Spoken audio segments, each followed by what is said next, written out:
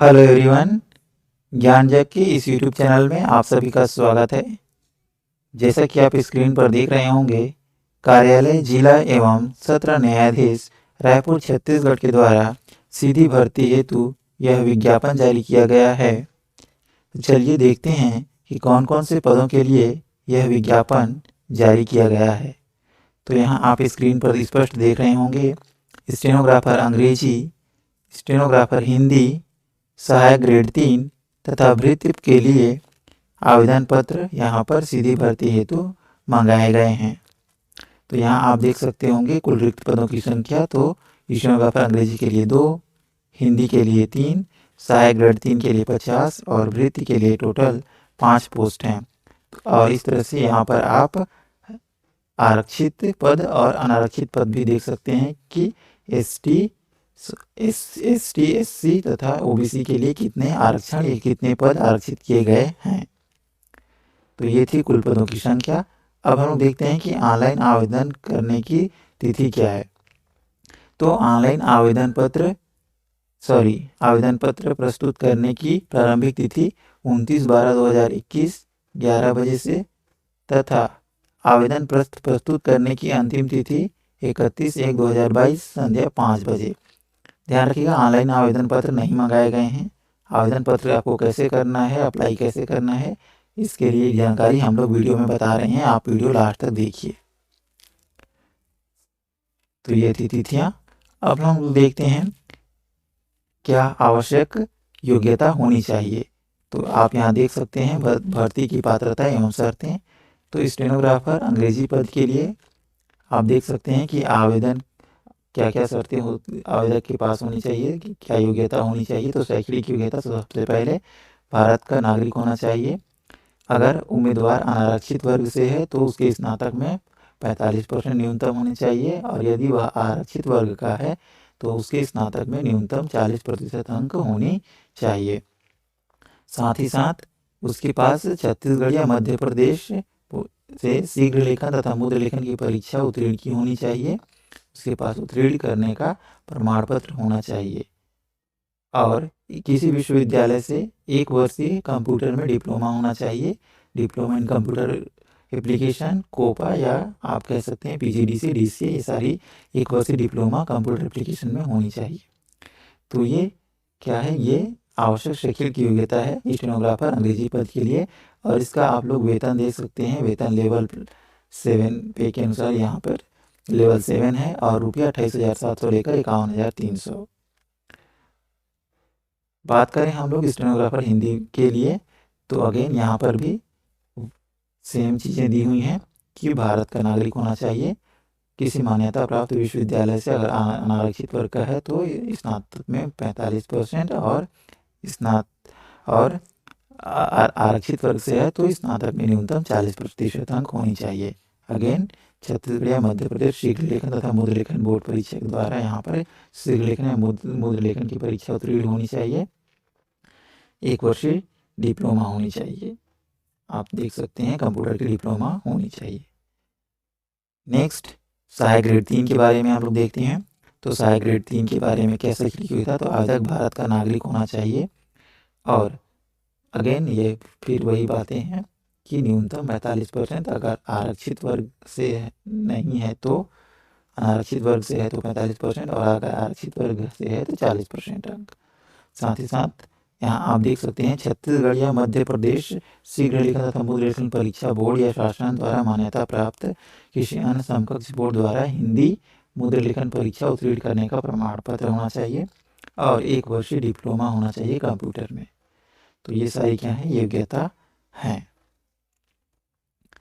यहाँ पर कुछ स्पष्ट चीज़ें दी हुई हैं कि हिंदी मुद्र लेखन परीक्षा में उत्तीर्ण न होने वाले अभ्यर्थी आवेदन पत्र प्रस्तुत न करें। स्पष्ट लिखा हुआ है कि अगर जिनके पास हिंदी मुद्र लेखन परीक्षा उत्तीर्ण करने का प्रमाण पत्र नहीं है तो वे आवेदन पत्र प्रस्तुत ना करें, यहाँ पर स्पष्ट दी हैं। साथ ही साथ यहाँ पर 7 पद भूतपूर्व सैनिक के लिए आरक्षित हैं। उस संवर्ग से उम्मीदवार की अनुपलब्धता की दशा में भूतपूर्व सैनिक कल्याण बोर्ड रायपुर से अनुमति प्राप्त करने के उपरांत किसी संवर्ग के पुरुष या महिला उम्मीदवार का चयन किया जाएगा। और चौथा और अंतिम पद भृत्य है। और देखते हैं इसके लिए क्या योग्यता होनी चाहिए। तो यहाँ आप देख सकते हैं कि है लेवल फर्स्ट पे लेवल फर्स्ट 15,600 से लेकर 49,400। आवश्यक शैक्षणिक योग्यता की बात की जाए तो आवेदक छत्तीसगढ़ राज्य का मूल निवासी होना चाहिए। यहाँ पर एक चीज़ आप क्लियर कर लीजिए कि हमने देखा था कि ऊपर जितने भी हमने पद देखे 3 पद सहायक ग्रेड 3 स्टेनोग्राफर हिंदी और स्टेनोग्राफर अंग्रेजी, तो उसमें लिखा था कि भारत का, ठीक है, भारत का क्या होना चाहिए, मूल निवासी होना चाहिए, भारत का नागरिक होना चाहिए। लेकिन यहाँ पर छत्तीसगढ़, कहने का मतलब क्या है कि भृत्य पद के लिए केवल छत्तीसगढ़ के स्थानीय निवासी ही क्या होंगे, पात्र होंगे और वही अप्लाई कर सकते हैं। बाकी अदर राज्य के उम्मीदवार अप्लाई नहीं कर सकते हैं। जबकि ऊपर जो 3 पद थे उनमें छत्तीसगढ़ से राज्य के बाहर से के आवेदक भी क्या कर सकते हैं, अप्लाई कर सकते हैं। सेकंड पॉइंट देखते हैं, न्यूनतम शैक्षणिक योग्यता की बात की जाए तो 5वीं की परीक्षा उत्तीर्ण होनी चाहिए एवं अधिकतम शैक्षणिक योग्यता 8वीं की परीक्षा उत्तीर्ण होना चाहिए। कक्षा 8वीं से अधिक शैक्षणिक योग्यता का अभ्यर्थी भृत्य पद के लिए अयोग्य होगा। ठीक है, इस चीज़ को ध्यान रखिए कि अगर उसकी अधिकतम शैक्षणिक योग्यता क्या होनी चाहिए, 8वीं। तो अगर आप 12वीं पास हैं तो आप बिल्कुल नहीं भर सकते हैं। क्यों नहीं भर सकते हैं, ये पॉइंट 3 में देखिए कि भृत्य पद के लिए आवेदक स्वयं का शपथ पत्र इस संबंध में प्रस्तुत करेगा कि उसकी शैक्षणिक योग्यता कक्षा 8वीं से अधिक नहीं है। मतलब 8वीं से ज़्यादा पढ़े लिखे इंसान को भृत्य पद के लिए अयोग्य माना जाएगा। तो उनको शपथ पत्र देना होगा कि वो उनकी अधिकतम या उच्चतम शिक्षा 8वीं है, वह 8वीं से अधिक पढ़े हुए नहीं हैं। अन्य आयु सीमा और पात्रता की अन्य शर्तों की बात की जाए तो आयु सीमा तो जो 1 जनवरी 2022 के केस में क्या होनी चाहिए, 18 वर्ष से कम होनी चाहिए तथा अधिकतम 30 वर्ष होनी चाहिए। ठीक है, तो न्यूनतम 18 वर्ष 1 जनवरी 2022 के केस में और अधिकतम 30 वर्ष। परंतु छत्तीसगढ़ राज्य के जो स्थानीय निवासी हैं उनको उच्चतर आयु सीमा में छूट दी गई है, तो उनकी उच्चतर आयु सीमा 40 वर्ष हो सकती है, 40 वर्ष होगी। साथ ही साथ जो अनुसूचित जाति हैं, अनुसूचित जनजाति और अन्य पिछड़ा वर्ग के जो उम्मीदवार हैं उनको राज्य शासन के द्वारा जो आयु सीमा में छूट दी जाती है वो छूट यथावत लागू रहेगी। यहाँ क्लियर देखिए कि छत्तीसगढ़ राज्य के बाहर अन्य राज्यों के आवेदकों के लिए अधिकतम आयु सीमा 30 वर्ष होगी। तो अगर अब ऐसे उम्मीदवार जो छत्तीसगढ़ से बाहर से हैं, छत्तीसगढ़ राज्य के मूल निवासी नहीं हैं, उनके लिए अधिकतम आयु सीमा 30 वर्ष है। तो ये कुछ उपयोगी जानकारी थी। आयु संबंधी प्रमाण पत्र के लिए हाई स्कूल हायर सेकेंडरी के प्रमाण पत्र जिनमें जन्म तिथि का उल्लेख हो मान्य होंगे। जो अभ्यर्थी उच्चतर आयु सीमा में छूट जाते हैं उन्हें संबंधित दस्तावेज प्रस्तुत करना अनिवार्य होगा। तो ये सारी चीज़ें हैं। अब हम लोग देखते हैं आवेदन पत्र प्रस्तुत करने की प्रक्रिया, जो कि सबसे महत्वपूर्ण है। सबसे महत्वपूर्ण है आवेदन पत्र प्रस्तुत करने की प्रक्रिया। इस चीज़ को आप लोग बहुत ध्यान से समझिएगा। तो यहाँ आप क्लियर मेंशन किया हुआ है कि आवेदन पत्र विज्ञापन के साथ संलग्न प्रारूप में प्रस्तुत किए जा सकेंगे। पूर्णतः भरे हुए आवेदन पत्र दिनांक 31/1/2022 संध्या 5 बजे तक बंद लिफाफे में, जिस पर स्पष्ट रूप से आवेदित पद स्टेनोग्राफर अंग्रेजी, स्टेनोग्राफर हिंदी, सहायक ग्रेड 3 भृत्य के पद पर नियुक्ति हेतु आवेदन पत्र लिखा हो, जिला एवं सत्र न्यायाधीश रायपुर कार्यालय के में रखे गए ड्रॉप बॉक्स पर डाले जा सकेंगे। मतलब आपको क्या करना है कि आपको अपने आवेदन पत्र फिल करना है और आवेदन पत्र फिल करने के पश्चात उसको एक लिफाफा में पैक करना है और लिफाफा में स्पष्ट रूप से आपको लिखना है कि आप किस पद के लिए आवेदित कर रहे हैं। आवेदित पद का नाम में आप लिखेंगे। यदि आप स्टेनोग्राफर हिंदी के लिए अप्लाई कर रहे हैं तो स्टेनोग्राफर हिंदी, स्टेनोग्राफर अंग्रेजी, सहायक ग्रेड 3 या भृत्य, जो भी पद के लिए आप अप्लाई कर रहे होंगे लिफाफे में स्पष्ट रूप से उसका उल्लेख करेंगे और लिफाफा को पैक करेंगे। और पैक करके आपको क्या करना है, आपको जिला एवं सत्र न्यायालय रायपुर छत्तीसगढ़ के कार्यालय में जाना है और वहाँ पर ड्रॉप बॉक्स रखे होंगे। ध्यान रखिएगा, वहाँ पर क्या होंगे, ड्रॉप बॉक्स रखे होंगे और उन्हीं ड्रॉप बॉक्स में आपको क्या करना है, अपना आवेदन पत्र जमा करना है। आवेदक इस बात का बिल्कुल ध्यान दें कि आवेदन पत्र पंजीकृत डाक, स्पीड पोस्ट, कोरियर या अन्य किसी माध्यम से स्वीकार नहीं किए जा रहे हैं। तो पंजीकृत डाक, स्पीड पोस्ट या कुरियर के माध्यम से या अन्य किसी माध्यम से वे आवेदन पत्र या आवेदन ना करें, क्योंकि उन पर विचार नहीं किया जाएगा। साथ ही साथ समय का और डेट का ध्यान रखें। दिनांक 31/1/2022 की संध्या 5 बजे के उपरांत प्राप्त होने वाले आवेदन पत्रों पर विचार नहीं किया जाएगा। तो निर्धारित तिथि के पश्चात, अगर निर्धारित तिथि और निर्धारित समय के बाद आपका आवेदन पत्र अगर प्राप्त होता है तो उस पर विचार नहीं किया जाएगा।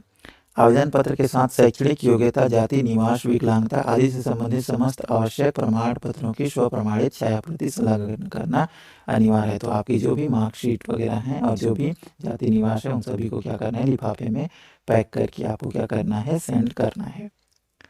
तो आई होप आपको आवेदन प्रस्तुत करने की प्रक्रिया पूरी तरह समझ में आ गई होगी, इसमें किसी भी प्रकार का डाउट नहीं होगा।